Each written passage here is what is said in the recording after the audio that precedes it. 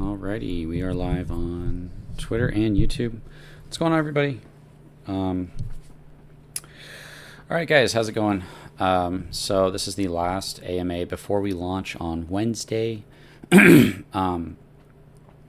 We had the code for Control Token, and I communicate my vision to Mark, and then Mark programs it, and he has to come up with a way to make it work, right? And so there was some small things that we thought were communicated correctly, and we ended up having to go back and kind of change them a little bit, or some things that I might have misunderstood. And one of those things that we're looking at changing is how I've been telling you how it is, and it just wasn't that way, which is the unstaking. What happens after you fulfill a month of unstaking? Well, it was designed to, after you fulfilled the month, it just kept you in the monthly staking, and you kept getting the monthly rewards, and you could continue to get monthly rewards forever without an unstaking fee.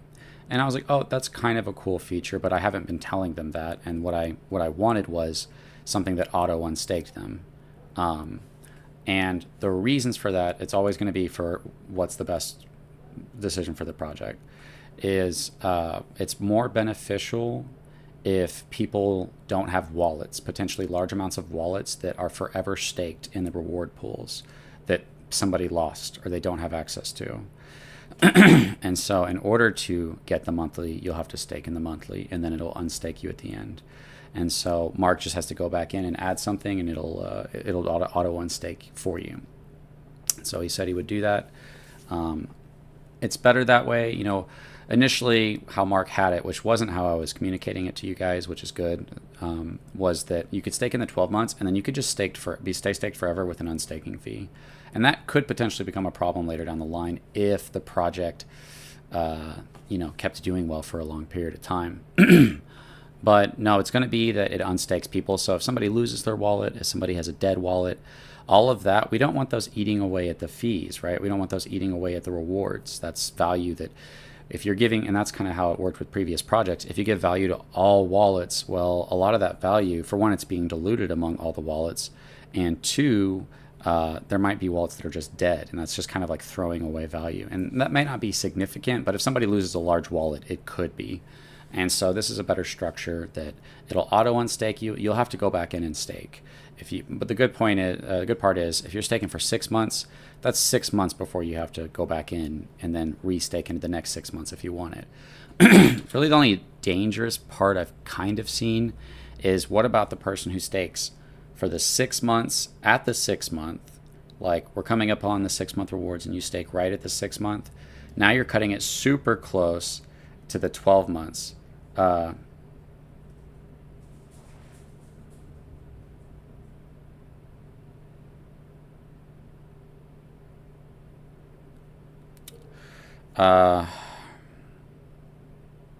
Sorry, guys. I really have no other way to say this than I'm having a family emergency. Basically, one of my family members is kind of, without going into the details, losing their mind, and it's kind of become a dangerous situation. I have to go check on something. I'll be right back.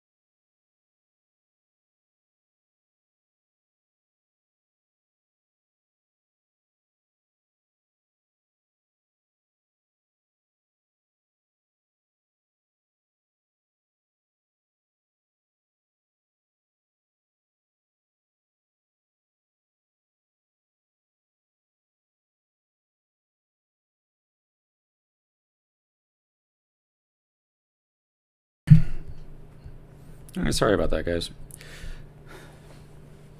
Crazy situation. It's personal family stuff. Some of you have probably been through it. If you haven't, then I hope you don't have to go through it. Anyways, so yeah, very quite simply, it's better for the whole project if you get auto unstake after you fulfilled your time period, whether it be a 1 month, 6 month, 12 month, it'll auto unstake you, and then you have to go back in and stake to get those rewards for the future. And so that's really the only update as far as that goes. Other than that, it's just launch, and on Wednesday, I've got a lot of work to do as far as finishing this video, ironing out the website, and making sure that we have all the information. And like I said, we'll just be continuing to update that as we go, and it'll just come down to the launch, which I know most of us are excited about, and we want to see how well this does. I try to communicate to people, and you guys can go ahead and do marketing. We've only got a couple days left. If you guys want to start pushing, go ahead and do whatever you want to do as far as spaces, posts. You can talk about the launch even. I was trying to not get the attention of people who only look for launches to come in and pump and dump them. But then I kind of thought about the demand that we have on the project, that there's such a demand on these tokens, on these amounts of tokens, on 1 million, 5 million, 10 million. You get those, the numbers get insane. Obviously, the more tokens you get, if we get good volume, you need a much less volume to see some insane numbers. So, right around that million token mark, which is where a lot of us are at. There's a lot of holders that have a lot more than a million. Those numbers are exciting for you guys, and you know it. With only 100 million, you got 10 million tokens. With 100 million in volume, you have 300 grand guaranteed, which means that your bag might go with that kind of volume to, I don't know what it would be, 500, 600,000, maybe a million. But even if that went away, you could say, it's okay, honey, don't divorce me. I've got 300 grand waiting for me at the end of the year at the control event. And there's only more volume that can happen now between now and then. And so there is such a demand on, technically, you go look at any project when it launches that does well, right? And then you go look at the price and you're like, I can't believe you guys could buy for those prices. That's insane. And that's where we're at. That's where we're at, and that's where we're at launch. The demand on the token, I'm not saying we're going to be as big as, SafeMoon, or have as much price increase as SafeMoon. I don't know what we're going to do, and I can't make any kind of guess as to what we're going to do. All I can talk about is what we have designed to incentivize to happen, the kind of community we have. Sorry, I'm trying to mute myself, but I'm on Twitter and YouTube. I've had a crazy day. Anyways, I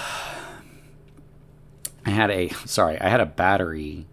We're dealing with this whole crazy situation with my family, and I'm not trying to talk about that. And while I'm dealing with that, one of the family members I'm in a car with has a battery explode in their purse, a lithium battery, which you're not supposed to breathe that in. And it's just going right into its smoke, and I can smell it, and it's right in our faces. But I'm trying to get the battery out of the car so it doesn't catch her purse on fire.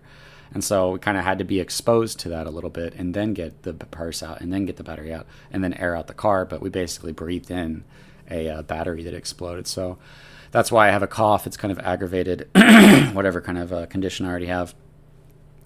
And not trying to talk about all that. I was just letting you guys know. A little bit of a crazy day that makes me a little bit unprepared for today, as I would usually be. Anyways, yeah, back to what I was saying. Just the demand on the token is so high. I think so. That it'll prove that if you could get 1 million tokens for cheaper than $1,000, I think most of us would.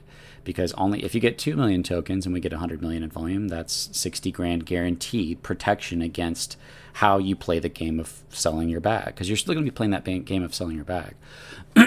But for everybody who basically doesn't take profits, they can always fall back on that guaranteed value that can only go up. Whether it be a lot, whether it be a little, you can say, worst case scenario, I know I've got this. Which is why at about the 3.4 million mark, once we hit that in volume, we'll know that everybody in the pre-sale is impossible for them to come out at a loss, which is an amazing structure with not even that much in volume.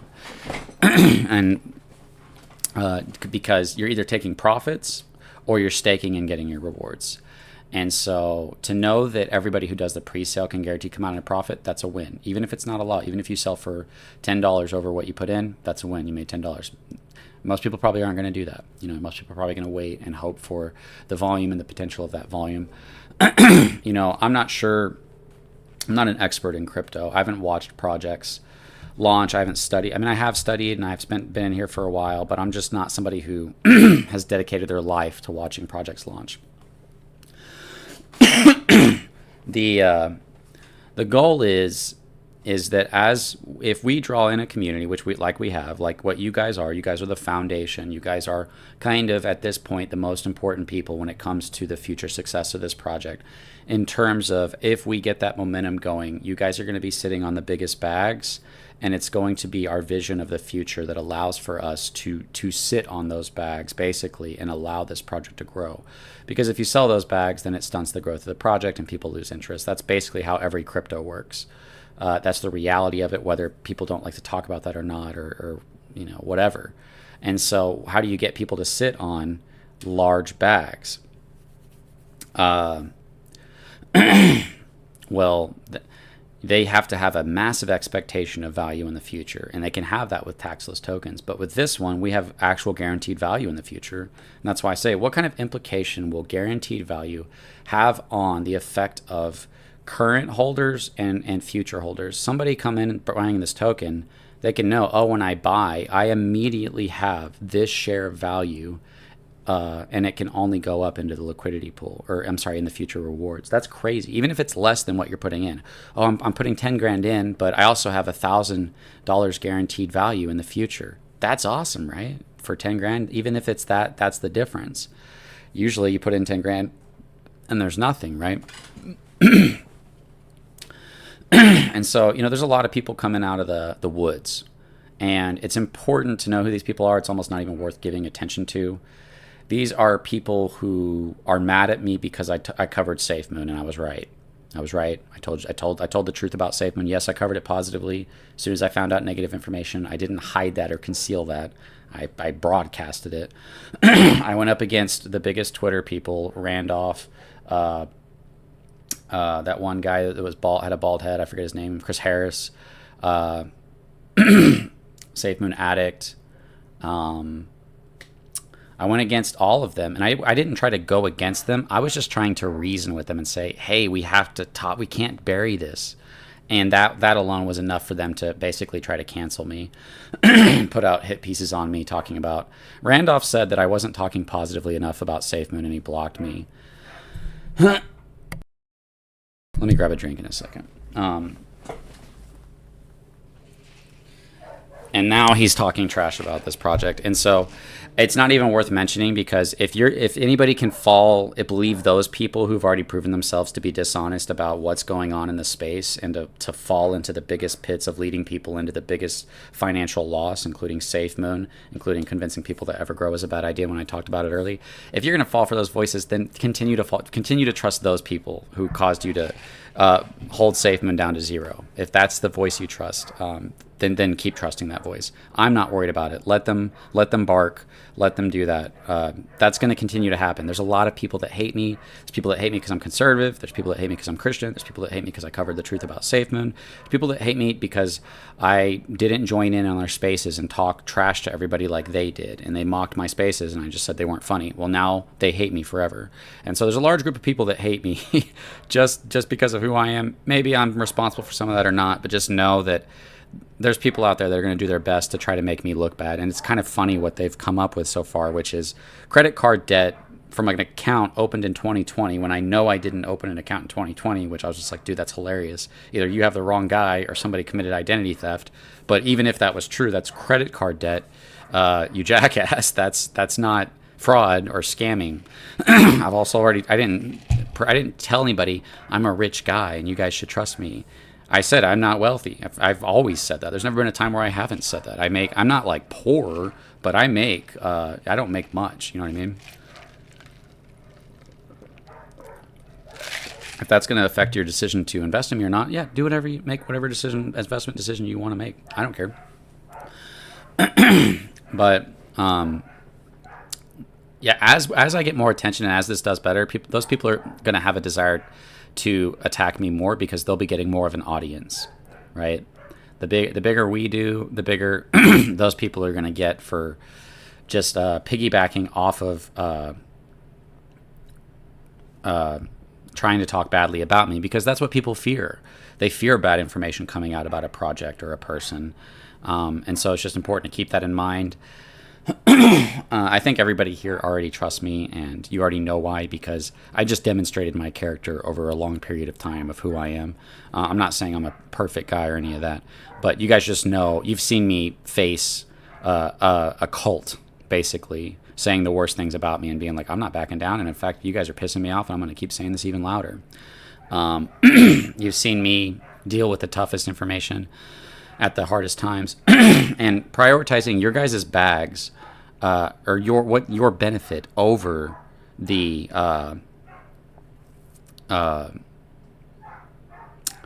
sorry, there's a lot going on.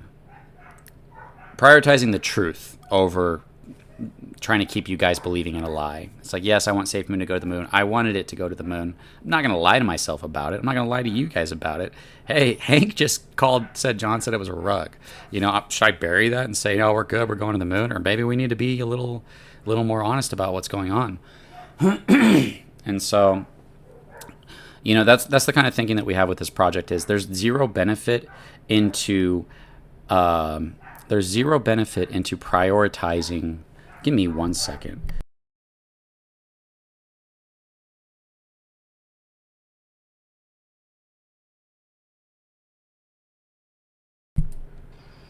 Go ahead real quick, BM. Hey guys, just want to give Tommy DeFi a shout out. He did create a control token community space. Guys, go check that out. Gives us a way to communicate with each other and post things about what's going on. Keep everybody up to date. Things like that. Just and another thing, I have a question for CC when he gets back on. But go ahead, man. Follow him. Okay. So when are you going to have the address, the token address, contract address on launch? Available? When we launch. Okay. I was just thinking about the people that buy right there in the first 5 minutes. No, I know that. I mean, there's probably going to be people that have bots. So to be honest with you guys, if you're trying to buy super fast, there's probably somebody who's already got bots set up to buy. You could still try it. I don't know. It's up to you to make that decision. But if you're sitting there trying to click and set the slippage and do that, somebody's got a bot set up to do all that. And so just be ready for that. Just know that a dump could happen as well. So I hope it does. It may not. And if a dump doesn't happen, then you miss those entry points if you're trying to build a bag or whatever.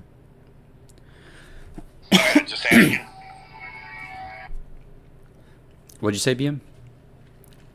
No, I was just asking because I was kind of curious about that too. That way I can hold on. There's a train going by. You're good. It should be available on the website as well, so people will be able to buy on launch. And yeah, I think that I've heard a lot of voices, and I don't mind it, and a lot of them are reasonable because how bad DeFi is. And it's good to be questionable. Who is the dev? What is this? What's going on? But if you get to a point where you're like, it's a scam, it's like, why are you even talking about it? Like, if you don't believe in it, that's fine. And if you want to FUD it, go ahead and go spend your time that way. But it's really hilarious, a lot of this. Because we're not a scam, because I'm not giving myself tokens, and you get zero credit for that, right? By some of these people. He didn't give himself any. No, I bought the freaking project like you guys. I could have given myself tokens to dump, but the entire point is I understand that dumping causes the project to die. That's the problem we're trying to address. That's why we're incentivizing and rewarding the growth of the project. I don't want to add anything that causes the project to stunt its growth. And so I'm doing my best to do that. By design, we're trying to alleviate that because I want to create a good project in the space. And here's the reality for a lot of these people. They're kind of stupid. People are in crypto. They know what crypto is. They know what the game is. They understand it. You have to sell. You have to take profits. If you don't, you lose. Usually it's only the people who get in early. A lot of projects are rugs. People understand the game they're playing. It's just that I'm trying to put a game out there that's, yes, it's still a crypto. It's still a structure of taking in value and giving it out, and the people at the top get the most. And it still is going to apply in that sense. The people who get in early are still going to be benefited the most.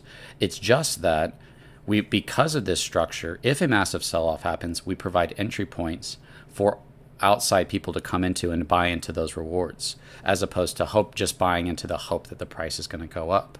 And so that's an amazing thing in itself. But we also have this ability to be like, because we're pulling so much value away from the people who usually destroy a project, whoever makes the biggest sells on this, they're going to be forfeiting a ton of value. They're going to be forfeiting their share of the biggest portion of the rewards is going towards these people. They're forfeiting their share of that, and they're paying a fifth of what they're selling into that. So we're taking a ton of value away from them, and we're just giving that to the people that are left in the project. And so it's a way it becomes this hedge, it becomes this protection, it becomes this incentivization to grow the project, it becomes something the community can actually be united behind, because the typical project, you're united in the growth, but you're divided when it comes to taking profits, because there's no benefit to wanting other people or helping other people take profits before you. Some people might give their friends a heads up if they're a whale, hey, I'm about to sell, go ahead and sell your bag. But they usually only do that because they're small bags that aren't going to actually impact their sell. Most of the time, if you're a big bag, you're not going to announce that you're about to sell and dump on the community. That whole community worked together to grow that project, and then they silently go and try to sell on each other. It's kind of funny, but it's just the game. And as long as everybody understands that game, that's fine. Everybody understands the game. But the reality is, you have people seeking something that blows up. They want to see something do really, really well. They want to see something long term. People want something safe. They want a hedge. They want protection. And this provides all of those things in a massive way. These numbers probably cannot get better than what they are right now and at launch. The ability to get this amount of tokens, unless a massive sell-off happens, which involves a bunch of you guys selling off, which I don't think is going to happen. I think most of us are going into the 12-month pool and probably building another bag. I probably would do that, unless the price just went freaking crazy and it became very hard to build a bag. Even with the 2, 5x, maybe even 10x, it might still be beneficial to build a bag. You never know, especially if you're playing both games, because we have 2 games going right now. You have the game of watching your bag go up a lot. And it's, oh, cool, I did a 10x. That's fun. I did a 100x. That's awesome. Okay, babe, look at this. Hey, guys, look at this. That was one of the most exciting times of my life, was to have a bag that was doing this exponential growth and to be able to show people. And it's like, you're not trying to brag, but it's just so exciting. You want to share it with people. And people will have that, and they'll be able to say, but look at this part. You see these rewards right here? Even if I wake up one day and all this goes down a lot, this part will only go up. And people will be like, what? No way. That's crazy. So to have something like this in this space, I think it's an amazing idea. And the degree of success that we'll see, I think the potential there is there to be really big. Whether or not that'll happen, I don't know. Will we hit points where we can't get volume, where we lose momentum, and we're just kind of trudging along, trying to get that momentum to start up again? I don't know. You know, I feel like it's hard to find charts, and correct me if I'm wrong, anybody in the DMs, shoot me a message, where you see the chart going up a bunch and then it just stops and stagnates. Usually the more it goes up, the more it continues to go up, because people are getting in, they're watching their value go up, they're getting excited, they're willing to put more in, which causes it to go up. Their friends become willing to put more in. And so that's kind of the idea, is like, oh, I watch crypto and projects can go absolutely insane if the people let it. But the people aren't incentivized to let it go insane. So what if you incentivized it to go insane? What if you rewarded them for letting it go insane? What would happen? I don't know. If it works, this project's going to be amazing, and everybody in here is probably going to really love me for making this project. If it doesn't, then you guys are going to you probably just be like, damn, CC, what happened? We thought it was going to be amazing.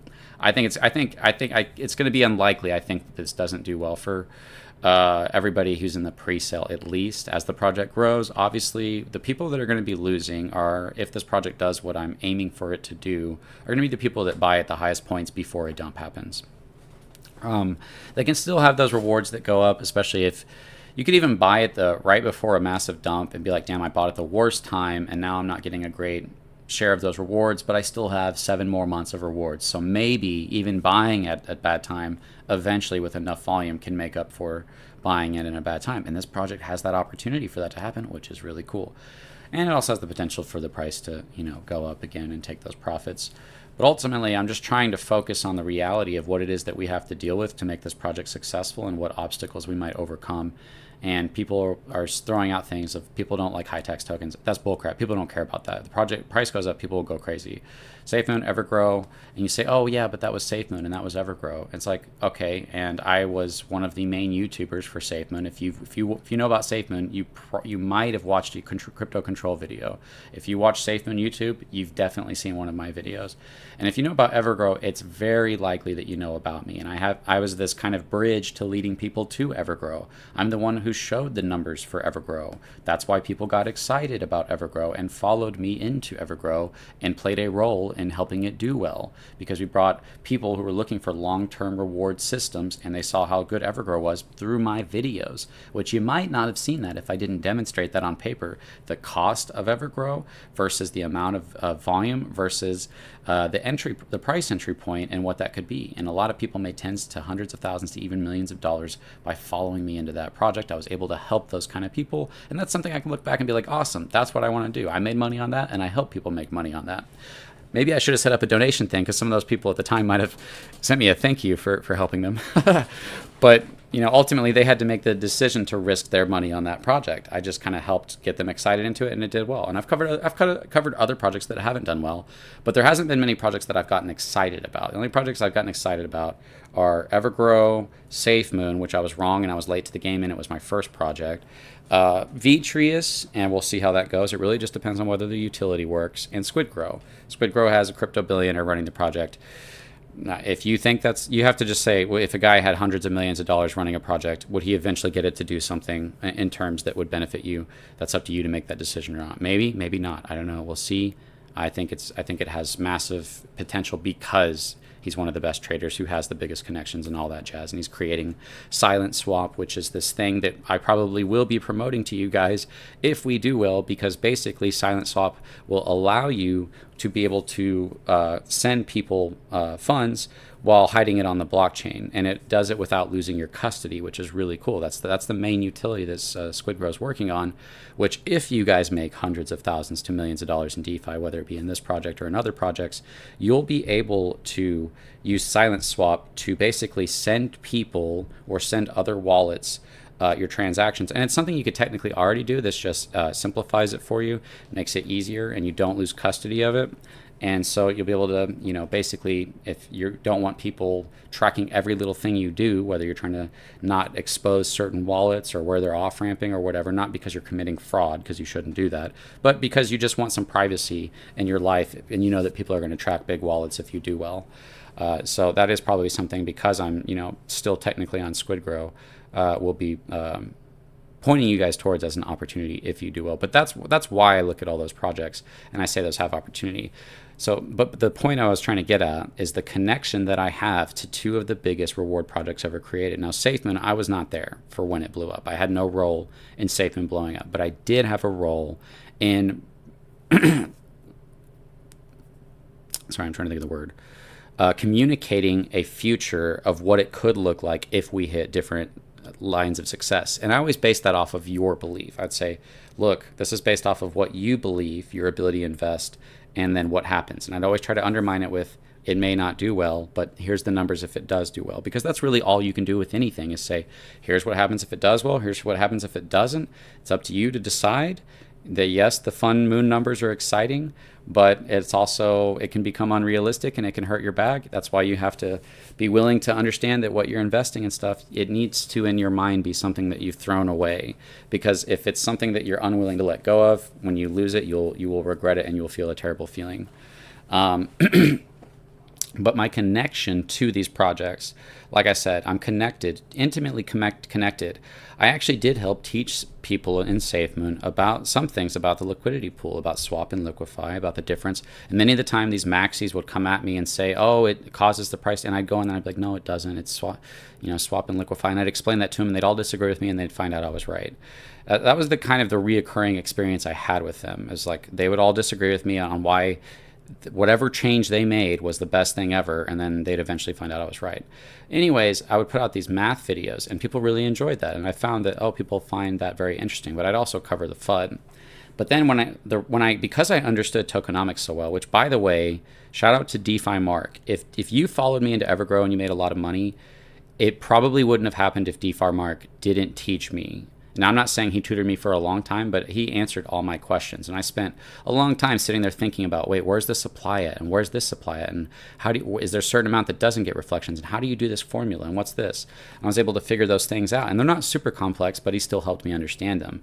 That's why when I came across Evergrow, I go, dude, this BUSD rewards is crazy because the value's preserved. That's amazing. And it's 8%, so it's even more. And we're at the beginning of the project. That's the entry price into that is amazing. And Evergrow is already a success. It's trying to do it again, but it already did what it needed to do. It blew up. It made a lot of people a lot of money. It shifted a ton of value to everybody through doing stablecoin reflections. That was awesome. I consider it a massive success. It did almost $1 billion in volume. I don't know what it was, 500, 600 million. And so I'm intimately connected to both of those projects in terms of understanding the reflections, the rewards, the tokenomics. I looked at what went right with both of those projects. I looked at what went wrong with both of those projects. I observed it. I covered it all. I'm friends with Sam.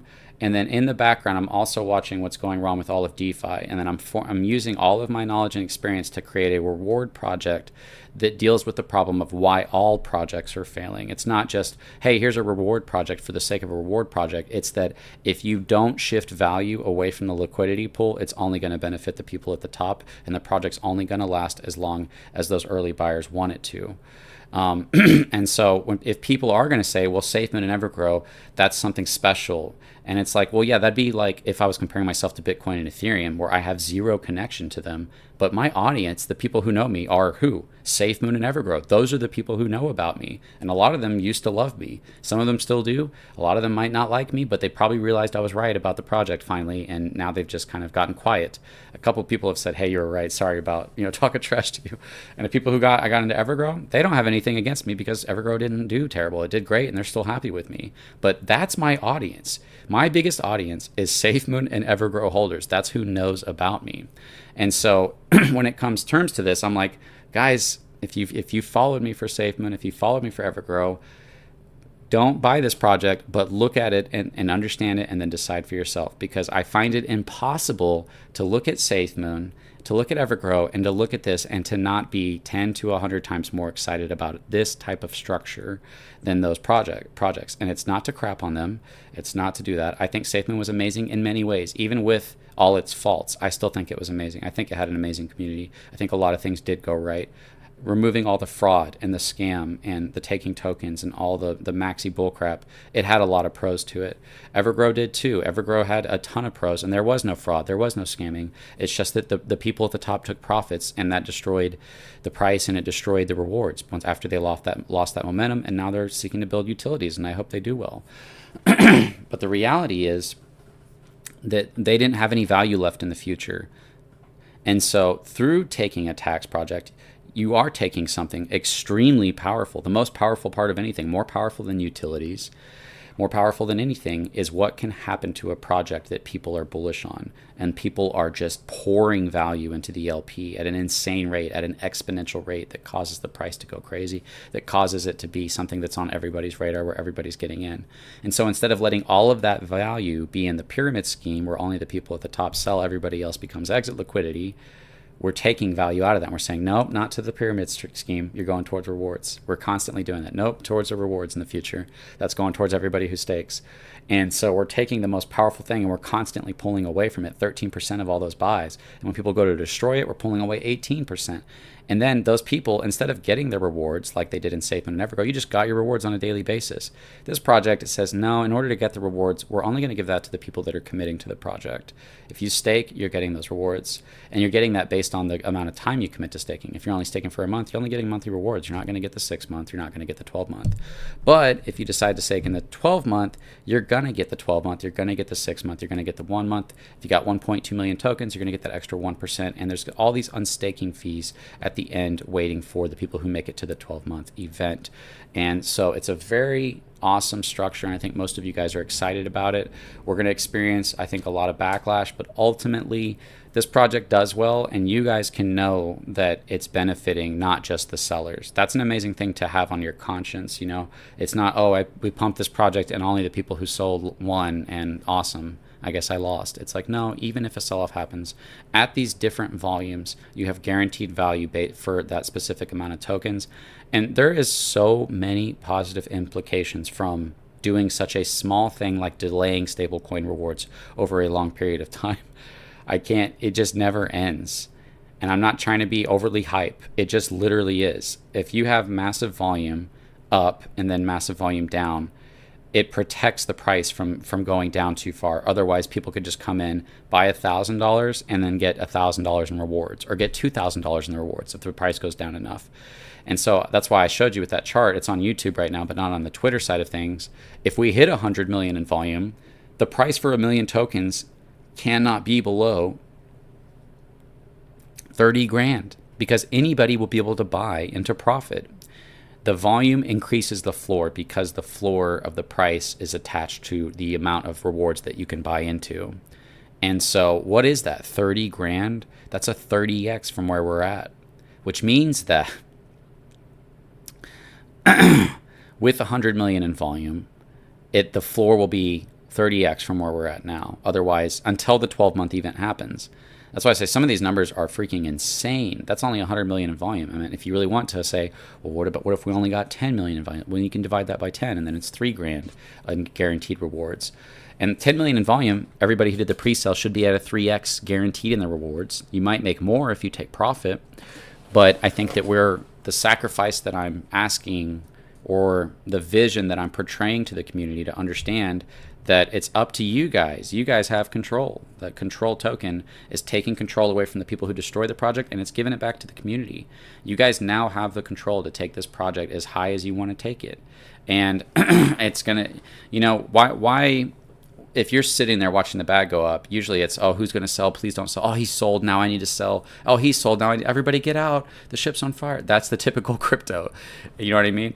With this one, it's like, there's this confidence that we can have in the future, especially if we know, oh, the biggest wallet, he's in the staking pool. These wallets, they're in the staking pool. What? They're all in the staking pool? What's that going to do if you know that all of your buddies, in terms of who has the biggest bags around you and closest to you, have all committed themselves to a pool of 12 months, which also means that if they left that pool, they'd be forfeiting their share of those rewards, paying the unstaking fee, and paying the sell fee, and that you would be getting a large share of that sell fee to share with only the whales that are in the whale pool at the end, plus all the other unstaking fees, plus all the other rewards, right? And so it's if a project's only blow up due to people being bullish about the sentiment of the future of the project, then I haven't seen a better project designed than this one to do just that. And so we will find out whether or not this works or not. Do we have to have a ton of volume on BNB chain in order to achieve that? I don't know. But when it comes down to it, I don't think it matters. I think that when projects blow up sometimes, it creates those crowds that are chasing it. And so if we do well, we can bring volume back to BNB chain. We can get copycats who are trying to copy us. I'm not trying to become, I don't want to be famous, but obviously this probably would have that effect on me. I don't care about that. I just want to do well, and I want to help my family, just like most of you guys. You just want to do well and help your family. I'm not trying to do some insane like crypto, going around giving speed. And I don't really care about all that. It all just feels like a game to me. It feels like, even when I was going to these crypto spaces, it feels like just a bunch of these, like sometimes it's cool what people are doing, and sometimes the tech is cool, and you meet some really genuine, cool people. But a lot of it is egos walking around and feeling like we're super important and whatnot. And I'm just like, oh, it just makes me want to vomit. And I have that inside me too, right? That you're wanting to feel important or whatnot. But anyways, my phone's at 14%. I'm going to answer some of the questions on YouTube side of things. Then we'll go to Twitter. And if anybody wants to come up, go ahead and raise your hand. I'll raise you up. We'll get in these last questions. We're probably in this in about 20 minutes. And then we have launch on Wednesday. I've got a lot of work to do before then. And then it's just going to come down to us working together. So we have a treasury, guys. I'm not abusing that treasury. People accuse me of that. Oh, he's counting how much is in the treasury. Nope, not doing that. $2,000 a month, and I haven't even been paying myself that every month. And that 2 grand is enough to pay the bills and eat. There's no going out and buying fancy fun things. It's enough to pay the bills and eat. And if the treasury gets low, I'll stop paying myself that. The treasury is designed for the purpose of growing the project, and that's what it's going to be used for. We do have certain things allocated for it, but we still have a large amount unless BNB really dips, and all of that's going to be going towards marketing. We have some marketing that we can do. We can put some marketing. We need to put some towards articles. We need to put towards some pushing some of this stuff. But ultimately, I do think that 90% of what cryptos are doing isn't going to work, and I think what we have will naturally work. It's a more genuine, natural approach to a crypto project, and that's why I think it'll succeed, because I'm not deceiving you. There's going to be losers, yes, but this project actually has the potential to create much more winners than losers. That's just the reality of it. It's not even a matter of opinion. By shifting value into stakers' hands, the contract is selling for you and storing it up for you. 13% and 18% constantly, nonstop. 13% all buys, 18% all sells. It's appreciating. Unstaking fees, all storing up for you. All right, who made it to the 12-month event? Here you go. Whoever had the biggest bag, thank you. You helped keep the project alive the most. You're going to be rewarded the most for that. And this is a way to incentivize reward the growth of the project. I'm going to go ahead and go to Sam on, or actually, let me bring you up, Sam. And then let me check the YouTube questions real fast. Honest for years, trust is almost everything. Thanks for being good human. Facts. I think I personally will be incentivized to reinvest rewards to get to a desirable bag size. I don't think I am the only one, so I think a lot of people will be motivated to reinvest. Real quickly, yeah, I saw these numbers, the ones I got on the YouTube side of things, and I started reaching out to my family. I was like, hey, how much did you buy? And they'd be like, a couple $100. Like, oh man, I wish you put in more. Because if you at least put in 1,000, these numbers are exciting with $1,000. Now, obviously with more, they can become a lot more exciting. So if we hit 1 billion in volume, that's a lot, and it's a dumb number. But I think because we're so unique that it's possible, because of what I said, it's all psychology, it's all sentiment. That's all. It's that. Anybody else saying anything else is lying to you. It's psychology, it's sentiment. If you're storing up a large amount of value in the future, this has the potential to carry a project to, I think, high levels of success, even with a high tax. 1 billion in volume would guarantee every single holder who had 1 million tokens with around $300,000 at the 12-month event. If we hit 100 million in volume for 10 months, or if we hit 500 million in volume in 2 months, you would know guaranteed, no matter what happens to your bag, that you have 300 grand waiting for you at the end of the year that cannot go down in value, and it can only go up with buys or sells, and it's appreciating, which that might take this to some whole other crazy freaking level. If XUSD appreciates into a 2x, it'll double everybody's rewards at the end of the year. That's insane. I need to look at the volume for that, because if we get enough volume to just turn XUSD into this crazy multiplier of rewards, then who knows what's going to happen. But that's based on high success, because XUSD increases, appreciates, the stablecoin you're getting appreciates. It doesn't just sit at $1. It goes from $1 to $1.10 to $1.20. It's at like $1.34 right now. If our buy volume, our contract is taking, hey, 13% of all buys, go convert that into XUSD. We're buying XUSD. What's that doing? That's raising the value of XUSD. Then when people go to sell their rewards, it raises the value of XUSD even more. And so if our contract is buying potentially tens to hundreds of millions of dollars worth of XUSD, it's going to be affecting the price of it. And then if people are taking their XUSD profits, it's also going to be increasing everybody else's rewards. That's why I'm like, it's just too good to be true. And you just have to realize that it's not too good to be true. It's math. Just go understand the math. Let me go ahead and check more comments. I think a person would be incentivized to reinvest rewards to get a desirable bag. This hopefully will drive good sell pressure. Mitch Bromwell, thank you for the $1. Shout out to Mitch Bromwell. Tommy DeFi, thank you for the $1 so much, man. I appreciate that. Is auto unstake the time 1 day event after the term to prevent the missing the event day? You'll have time, unless somehow you manage to stake at the last second. You have the time between the reward event happens and when you stake. So whether you give yourself 5 minutes a day, 10 days, whatever that time is between when you stake and when the reward events happen is the same amount of time that you'll have to stake before it happens the next time. Hopefully that makes sense. Once we receive the first month's rewards, or any rewards for that matter, will there be an easy way to use the rewards to buy more? Yeah, it'll be on the website to compound. Yeah, you'll be able to just click a button if you want to just compound your XUSD into more control token, which obviously there's going to be people who want to do that. Is there a calculator that toggles total staked? Not the total stake, but it'll just tell you your portion of the rewards. So you don't really, I think that we can get that information on there, but the calculator, you can just type in your bag. If your bag's 1.2 million, you type in 1.2 million to the calculator, it'll tell you your current amount of rewards that you're getting out of the monthly, the 6 month, and the 12 month. And so that's a really cool feature to have. That's it for the YouTube side of things. Let's go ahead and go to Sam. Hey, what's going on, Sam? Oh, hey, CC, can you hear me? Yeah, I can hear you. Oh, okay. I'm in the mountains, so I might be breaking up. So, CC, I got a question, same question as BM had. So I have, within a couple of days, I have close to 8 people that wants to buy as soon as it opens, since you launch it. Where do we get the address, or can you tell Yeah, me I a little answer more that. about That's okay. You probably just didn't hear it. I missed it, yeah. Yeah, that's going to happen at launch. We'll give it out at launch. No, but no one's going to find the address before launch because problems can happen if people do. So Okay, great. yeah, that can be a problem if people get that before we launch. You don't want to give out that information before launch. But just to know, just to clarify, Yeah. that would be at 6 p.m. Wednesday on the website. Yeah, it'll be Online. it'll be going out on socials. It'll be going out on the website. It'll be going out Right on away. my live stream. I'll be live covering this with you guys. Me and Mark are going to be communicating through the launch. It's a whole process where I'm communicating with you guys what's going on. All that's going to be available on Wednesday, but not before Wednesday. And so people can. What? Yeah, what's up? You say Wednesday during the day, or Yeah, the 6 p.m. or like at 6 p.m. and after? It's gonna start at 6 p.m. Here's the thing, Sissy. Everybody wants to buy as soon as they can. Uh-huh. They missed the pre-sale and they want to buy as soon as they can. So you're saying the address will be shared starting 6 p.m. or right around 6 p.m. Correct? Yeah. Okay, that's my question.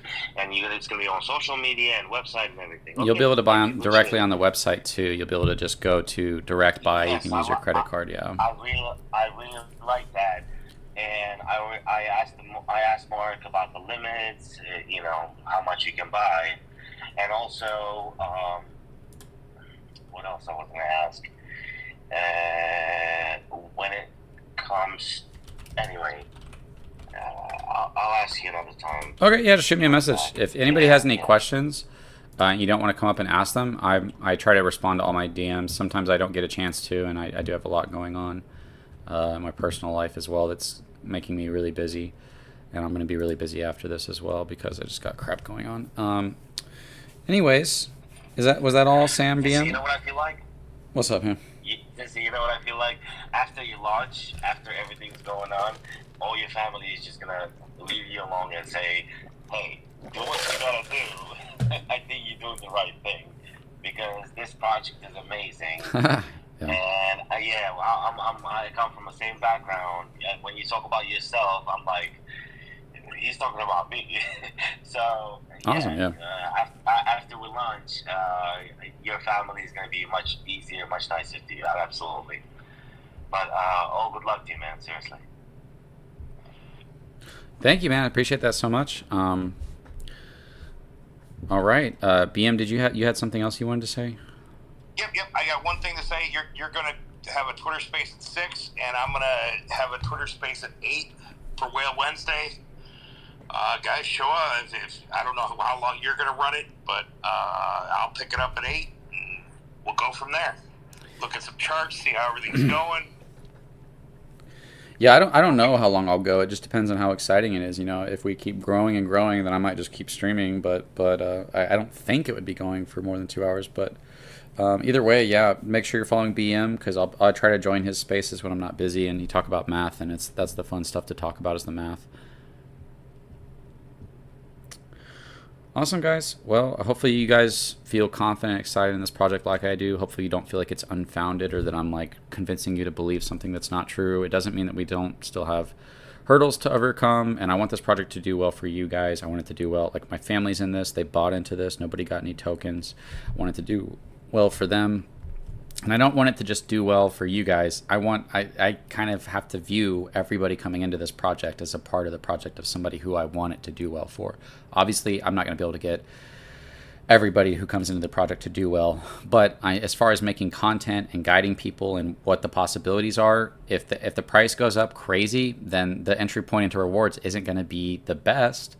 but there might be some numbers that are still like, hey, that's not bad, and those might be the ones we focus on. Never trying to mislead people. We're just trying to talk realistically about the positive potential and negative potential, and then let people decide for themselves.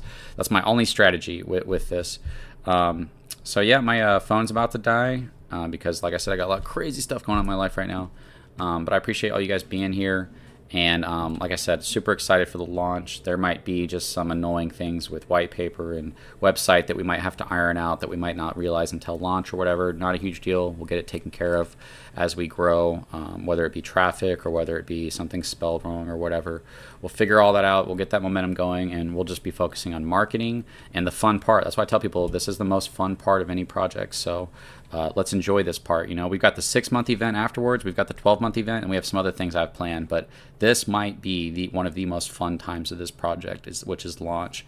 And so we'll see if this works, and if a community working together to grow a project, if you actually align their interest with the growth of the project, what happens? Does it grow? Where does it stop? Does it stop because it's on this chain and it can't reach outside that chain? What if you had something that connected it to every chain? I don't know. We'll see. We'll see how all that goes, and we'll deal with that as a community. And I'm excited to launch on Wednesday. So yeah, go ahead and spread the word, you guys. If you're on YouTube, make sure to like, comment, share those things. Liking, commenting, sharing, that helps. Even if you're only getting one viewer, appreciate that effort on your guys' behalf. And I'll see you guys in the next video or space or whatever. Send me a DM on Twitter if you need to send me something. I'll catch you guys later. You guys have a great day.